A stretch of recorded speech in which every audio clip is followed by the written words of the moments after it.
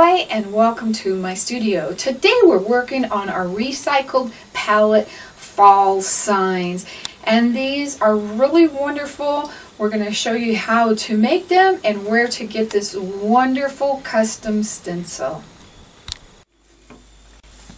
For our wood pieces, I have a pallet and it's got these two support beams on the back, and then you have all of your wood pieces that come through the front. And this was actually leftovers from my pumpkin project that I was doing, but I took my jigsaw and I cut these off right here, so then I have this sign piece, and you can make them as big or as little as you want. I had 3 different sizes, and by using each little piece I got tons and tons of signs out of this. I can't actually imagine. I bet out of my wood palette I would have 30 or 40, and then if you flip your palette over, you even have a couple of more wood pieces that you could use. So there's so many possibilities.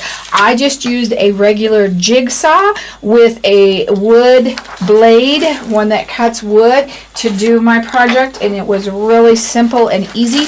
Jigsaw, if you don't have a jigsaw, then go to your local thrift store and buy an old one. Things were meant to last back in the day, and so they are great tools and will last you probably the rest of your life. So that's what I did to get my jigsaw. So the pattern I'm going to be using today, I actually teamed up with a wonderful designer because I can't find the stencils that I want today. And this is from SpumoniDesigns.com, and this is a wonderful person, and the wonderful thing, I love this design that she did, but I can use it in 4 different ways, if not more. There's so many possibilities. I shouldn't say 4. I can use this as one stencil. I can use this as 3 separate stencils. I can use it with 1 or 2 of the 3 pumpkins, and we've redesigned it so the pumpkins are separated, but you could even do the pumpkins with the leaves down here. You can do your hearts separate. The possibilities are just unlimited, and I love this design. So come on over to her site, tell her Miriam Joy sent you, and get yours today. I also wanted to show you, this is a full sign, and I'm doing this as a video also, so check that video out as well, and that's the whole full pattern. So after you get your wood cut from your palette, you want to come in, and you can sand it as much as you want to. I like the rustic look, especially for this project, so I'm going to knock off any of my sharp corners. You want to see which side is better. You might just do a light sanding on it, just so nothing bites you, or you don't get any splinters or anything like that. And that's how I am preparing it. Now, if you live in wetter weather, you may want to do a sealer. Now, this is a different sealer. This is not one that goes over the top.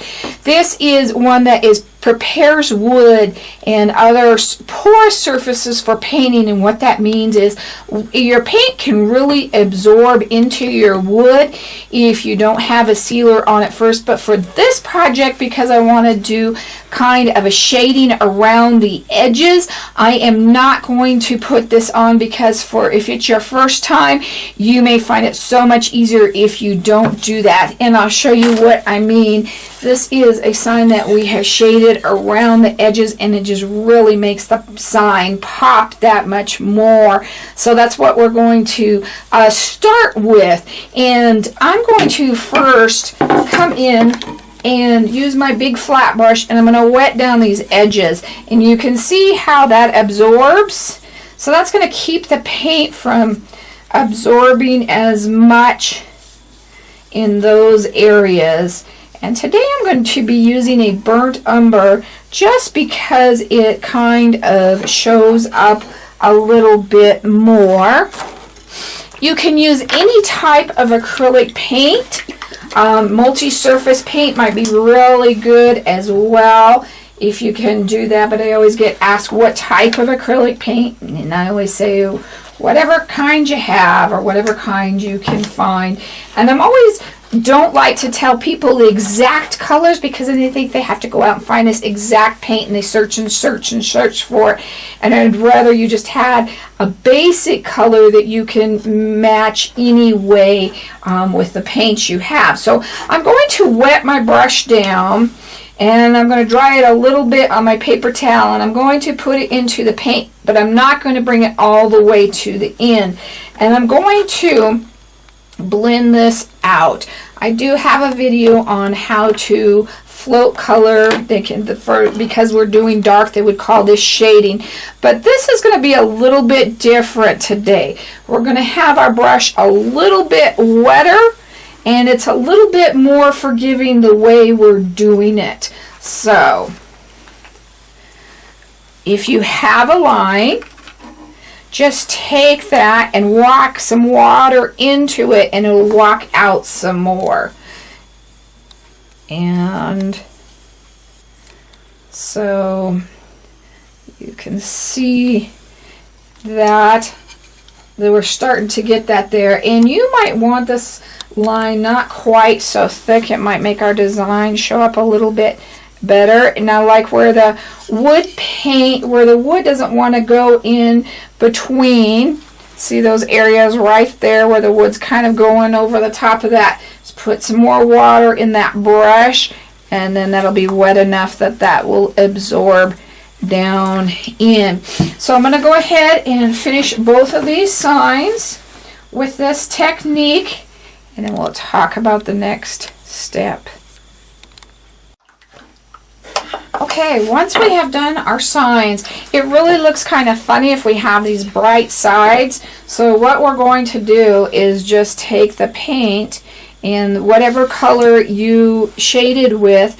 I again did the burnt umber on my lighter ones. On this one I did like a medium brown, and you may like the medium brown better. This is a darker piece of wood, so I think the darker, like the burnt umber, goes really well, but that's kind of a personal opinion, and it also kind of depends on the color of your wood. And then when you're doing that, after you get that all done, your stick needs to match. Now I went to the garden section and found these sticks, and I actually cut them in half. I think they were under $2, so I got 2 sticks out of them.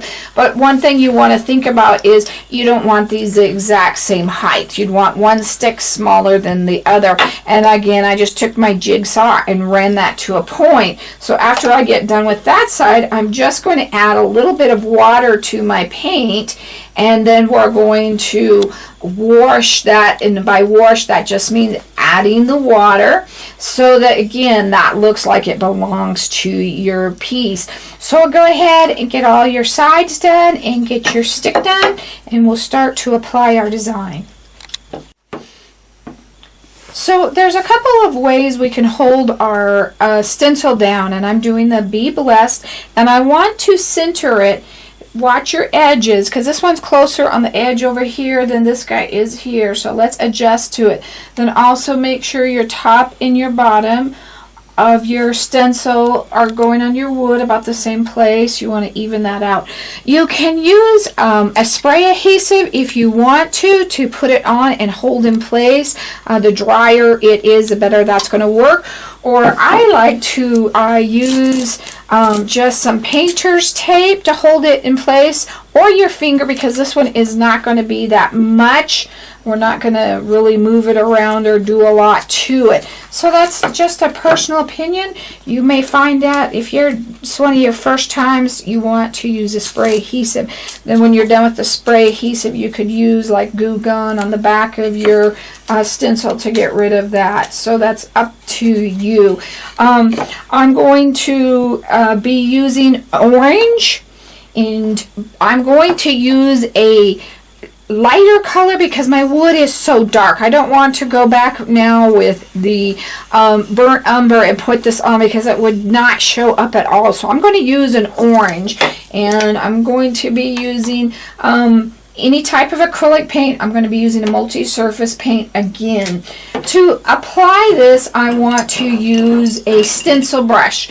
Now there's some different types of stencil brushes, and I definitely have my favorites, and I'll kind of show you what I mean here. This is one I picked up at Walmart recently in a 4-pack, and it had 4 different sizes, and I think it was like $4. So they've come down in price from what they used to be. I like the ones with the rounded tips.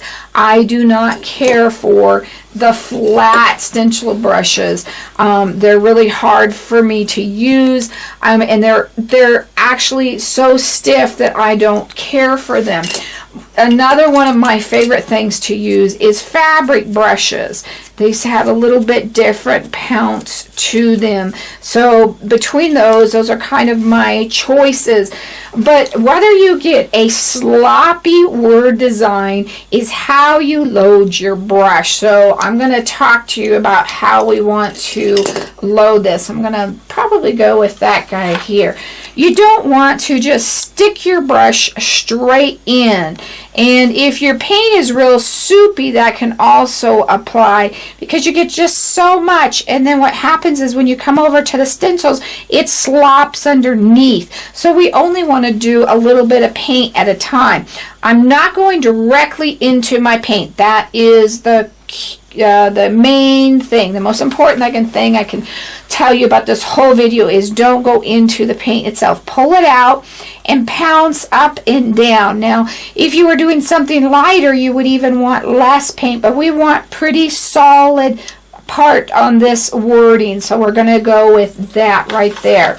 So I'm going to come back in here, and I am going to pounce. Now you can see how that stencil is lifting up. If you don't like that, then that's where your spray adhesive would come into place, and that would not lift up at all.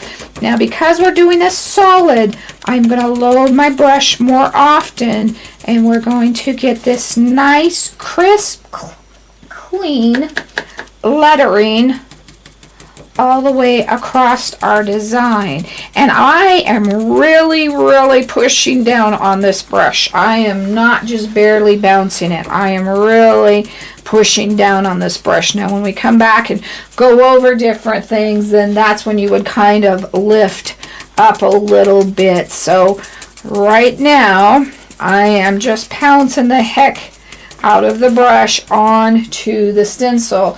So I am going to go all the way across my stencil right now with my orange. And this is a real simple design and easy to do. And then we'll come back and we'll add a little bit of highlight color to just really make this sign pop. So I've finished all of this, and I want to just kind of lightly check it. So if you remove one part, make sure you got it all. So if you have to put it back down, you can put it back down. And we have that. You may like it just like that, but we're going to show you how to put the highlight on the words. I think it even makes that pop. But while that's kind of drying, I'm going to go ahead and move over to our pumpkin one. And on this pumpkin, I wanted to do this and one of these leaves. So make sure it's all going to fit. And if you want to spray and hold this on with your adhesive spray, that's fine. Now in our new design, you'll have that little bridge right here, but you may even want to tape it off past that, because sometimes when you're working with it, it can still come up and get some paint on this design past this little bridge right here. So that's one thing that you might still go ahead and do. And I want to make sure again that all my pumpkins are on top and bottom, and then I have room for this little leaf. And I haven't changed out my brush. I'm going to keep the same paint for that. We don't want to wash it out or have water in our paint, our brush with our paint, because that changes how your paint goes on. So this is all done with a dry brush, and I'll tell you in a minute how we can clean our brush out to go to the next color and dry it out really well. So I'm going to just do all of the pumpkin part here and make sure that we have it nice and solid. And if you are seeing like pieces of paint like that, you don't have it on right, loaded right, you need to smooth out your paint on your brush or your plate or your palette or whatever you're working with, so that we're getting this just solid color of paint. To clean our brush, we're going to rinse it really, really well. If you don't have like a paintbrush cleaner, then you can go and wash it in your sink with warm water and soap and kind of swirl it around on your hands. I'm not going to worry about getting all of this out because I'm going to go to kind of a yellow color and it'll go right in with the pumpkin, so I'm not really worried about it. But I'm going to dry my brush as well as I can.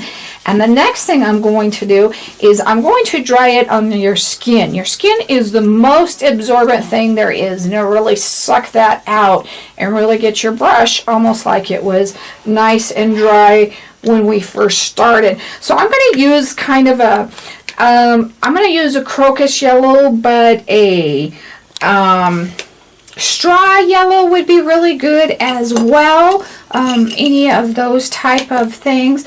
I might just go to a smaller brush here. Again, this one especially, we want to pull it out, pounce our brush, so we're just getting some yellow. We don't want even a solid one on this. And what we're going to come back and do is we're going to come back in and we're going to highlight our pumpkins on the outsides and maybe even a little bit on the tops and bottoms down the middle. And if you kind of want to think about where the sun would be hitting them, or like these parts would be a darker color, so the outside parts that are sticking parts, the outside part of the ridge of the pumpkins would be where your highlight color is. So I can add highlights in there, and then on that top part.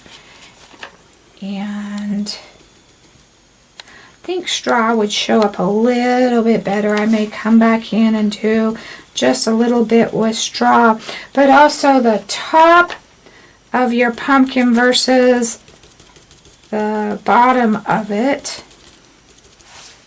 And you can do as little or as much as you think this needs. There is no right or wrong. So that is going to be a personal opinion. And just because yours is lighter or darker than mine, that does not make it wrong. Everybody has a different touch, a different kind of way they use their hands. So just go with what is working for you and own it and make it your own.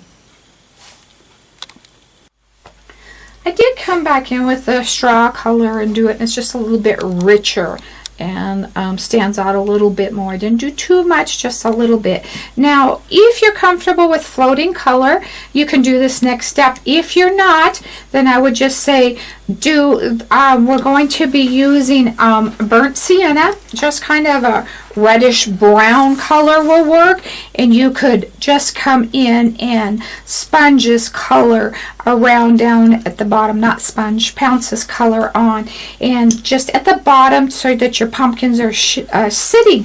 But I'm going to float this color. I'm using a little tiny angle. You can use a flat because we don't want this very wide. And again, I'm dipping into a little bit of my paint, probably only about half of it this time, and I'm going to walk that color out, blend that color out. I just think it's so much easier to just do it while the stencil is still there, and what this does is set those ridges in the pumpkin, so it just kind of gives it that dark shadow that would be in those ridges. Another thing you could do is come in with a liner and line those. That would be fine too. So we're going to do that there. Now what I'm going to do is you're going to have yours, you will have a bridge there. So we would come in behind that and we would shade because this pumpkin is behind. So you're going to shade on that one so that this one would stick out. Now we've done to the right. It's easier for me if I just turn it upside down and do it again all to the right. So the middle section of your pumpkins should only have the highlight of the yellow on it. You should not see any of this color right in the middle because that's the part that would stand out. So we're almost done here. We're going to flip it around and we're going to shade the bottom of our pumpkins. And I'm trying to keep my hand out of the way but be able to do it as well. So I apologize if you can't quite see here. Okay, so now, don't those look really good? We've got that color in them. It might be better on this one to use your adhesive spray because it would just stay while you're moving it back and forth. So that is another reason to use it. You wouldn't have to worry about what I'm doing here. So I would probably honestly use a larger brush than I'm going to use right now, but I have this one handy. And I'm just going to come in, and you can walk that color up a little bit, and that means just kind of moving it up all across the bottom of that pumpkin so it looks like it's sitting on the ground because no sun should be shining down there. And we're going to do that all the way across. Okay, once we've got that done, we're going to start on our stems. And for our stems, I'm going to be using like a green seafoam green, kind of a orange, but that would go with your orange really well. So something that's not a Christmas color, not kind of one of those bright colors, more of a leaf kind of color. And we're going to go back to our smaller brush again. We're going to do the same way, pull our color out and pounce it off. Now this is going to be solid color, and you can tape your pumpkin off. In fact, let me show you so that we're not getting into any of that when we're doing that top part here. And you can always even tape it one here and one there. I think those little guys have enough that they're not going to worry about them. But you can tape one direction and then the other direction. Never be afraid to tape it off. That is not, it just means that it's cleaner in the long run for you. So keep that off of that little vine curly Q there.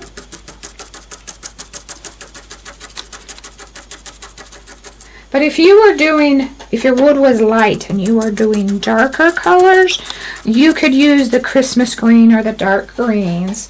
But I am using the lighter kind of seafoam green or light leaf green.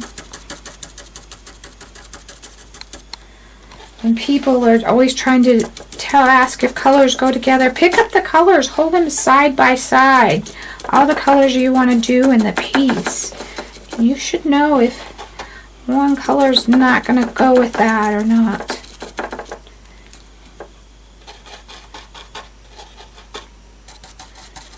There's all kinds of different colors of pumpkins. These pumpkins don't have to be orange. You could use the pumpkin color. You could use it like a straw color. There's white ones. There's green ones. There's all kinds of different kinds of pumpkins out there. So I am going to use a darker green just to highlight. We've got a little leaf in here. Well, I guess that's his swirl of his vine. But I think I'm gonna, well, I don't, it could be either one. It could be either one. So I might make him a little bit different color here. But again, we're gonna load our brush. I didn't even clean my brush out because I'm going into a green. And I want to shade this at the bottom of the stem. And what makes these signs look so great is the details. The more you put in like this, the better your sign is going to look. And I'm going to do that little leaf there. You also could put some highlight a little bit up on the thing as well. So I'm going to lift this up now, kind of see how this is all looking. And doesn't that look really good? So I'm going to add this leaf right here. We're going to just tuck him right under there. And I am going to see if I need to switch to a larger brush or not here.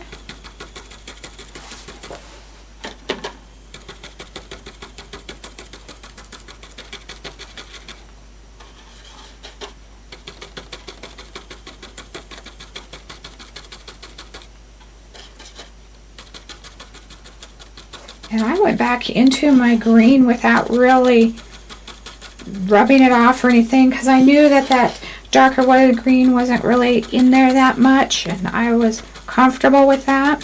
So again, I'm going to go back into the darker green. I haven't cleaned my brush out. We're going to do some of this edge, because this is where our shadow would be on the bottom.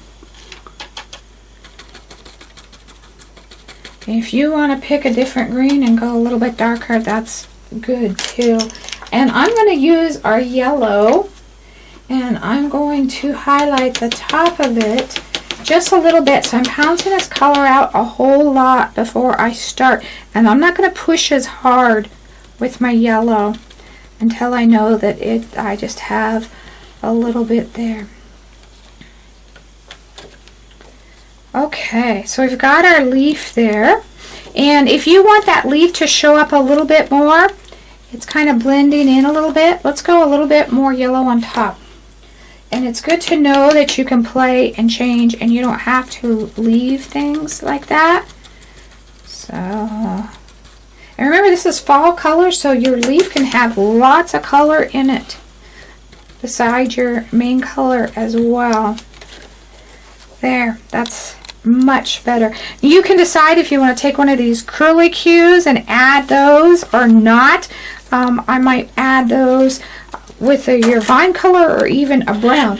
But one more thing that we're going to do on this real quick before we start on our back to our big sign is we need to anchor our pumpkins. When they're just sitting there, they can look like they're just floating. And I'm going to come in with my large flat again, and I haven't decided what color, if I want to use my burnt umber or if I want to use this burnt sienna color. And what I'm going to do is I'm just going to make a back and forth motion just to kind of give it a shadow, and that's my burnt sienna color, and I'm glad I used that. And it doesn't take a whole lot, but what that does is that really kind of just anchors that color. And this leaf here, you could even make it a red, a yellow, or anything different as well. It doesn't have to be that green. You could make it a fall leaf that's just floating down and sitting on the ground. So let's finish up that, and let's go back to our first sign. So on this, I think our leaf doesn't show up enough, our green doesn't show up enough, and instead of changing the green, I'm just going to come in and I'm going to outline it in the yellow, I believe. And so I'm going to go back to the lighter yellow. I have taken my liner brush and I have added water to it and just pulled a little bit out and kind of made it ink consistency. And turn your brush, twist it when you pull it out. And so what I'm going to play with is just kind of doing a gentle liner work around the edge just to pop that out. Now, you may not need this, but I want you to be able to fix this if you needed to know how to fix this. And just going to do a light liner work all the way around. You don't want too much water. You shouldn't have it really bleeding out. And I'm not doing it perfect. And if you want to do that middle line, you can do that middle line. And see, that helps that. And I'm just going to bring that middle line up and just turn that into kind of a curly-Q swirl so that it looks like it belongs. And I'm also going to do this, I'm going to do one side at least on these pumpkin tops just to make them pop.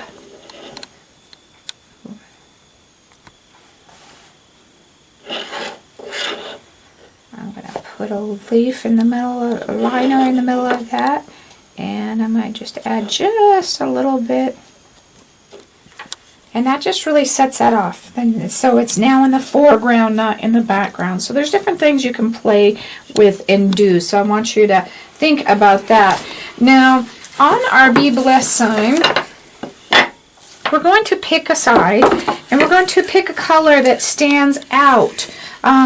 We've done the dark here with our orange, and you can see I picked all to the left of this, and so we're not going down both sides. You could do both sides, there's no wrong with that, but I really like the look of one side. It looks like a highlighted letter or word. And yellow is not my favorite color, but yellow is a color that stands out and makes something pop. So I think I'm going to go ahead and go back with the yellow on this one. And we're going to load it the exact same way again. We're dipped into the water. I'm going to bring it into the paint and twist that around and get a little bit of ink consistency, not too wet. Pull that to a point. And we're just going to come in here and we're going to start just going to the right. Now, like on this guy here, decide which should be on the back and which should be on the front. And just keep on going here.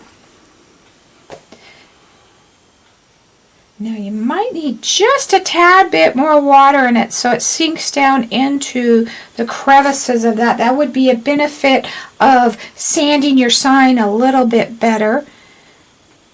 But I'm going to go just to the right of it, and kind of where things turn, you kind of want to turn and go to the other side. So on the front of this,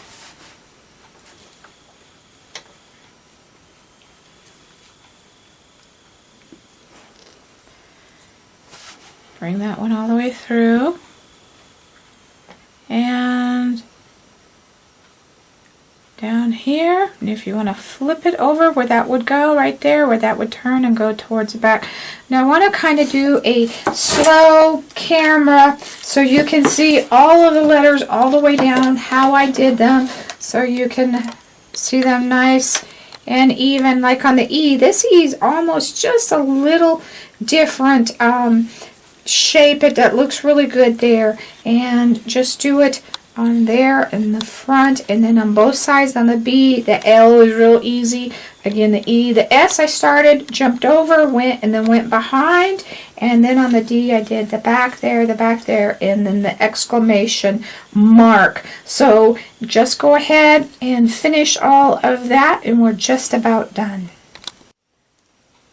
The last thing we're going to do on our signs is we're going to put these little dots on here, and I know you can't really see them, but this is kind of what gives it that kind of country aged kind of look. All these little black or dark speckles in here, and I'm going to be using again the burnt umber color, and we're going to apply that to our signs. You have to be very careful because these little dots can go everywhere, so this may be something you want to do outside.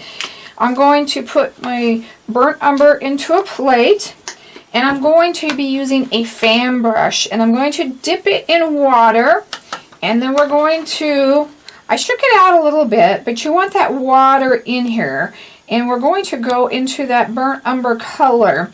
You don't want it too watered down. If your spots are really big and bleed out, then you've got too much water in there. They should be kind of small and don't bleed out that much. So I'm going to take another heavier brush, and I'm going to click it over to the top.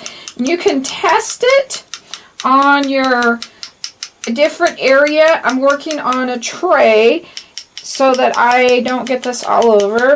And I'm just going to start hitting that. Now, the less paint you have, the smaller your dots will start to get. And I like the smaller dots, but I like a few big ones, not too many.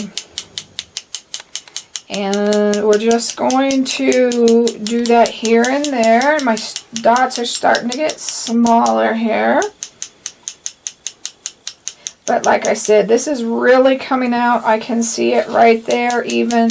So it's something you may want to consider doing outside. And you may not even like the look. That is totally up to you. So we're going to do that. We're going to let that dry, and we're going to talk about varnishing it.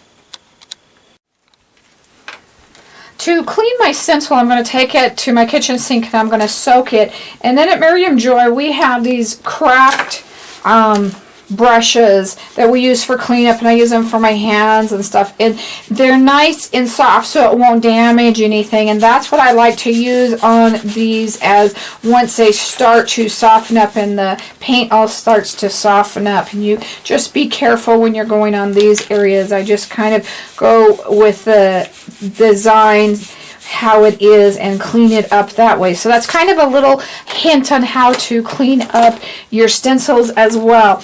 Now, you can varnish these, or you can put them on your stick.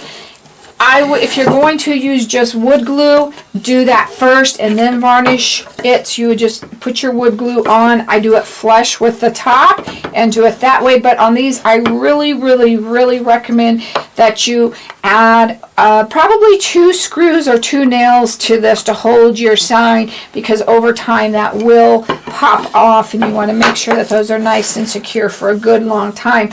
I'm going to be using polyacrylic. This is a water-based. This is a brush-on.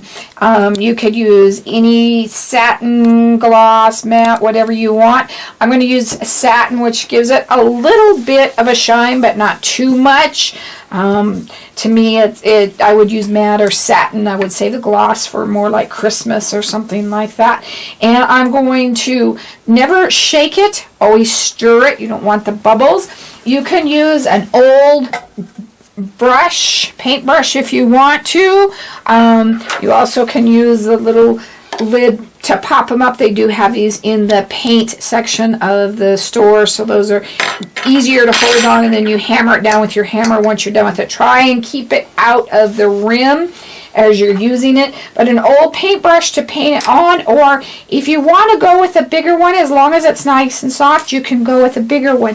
If you're seeing lines on it, you're not putting enough varnish on. That's kind of a trick that a lot of people don't know. You don't want so much that it's dripping everywhere, but that you want enough that the varnish kind of runs together and you get this nice even coat. Now, because these are going outside for me, I'm going to put a minimum of 5. I have no people that do 10, 15, whatever. So that's a personal opinion. If the more they're going to be outside, the more you may want to add coats of varnish with them.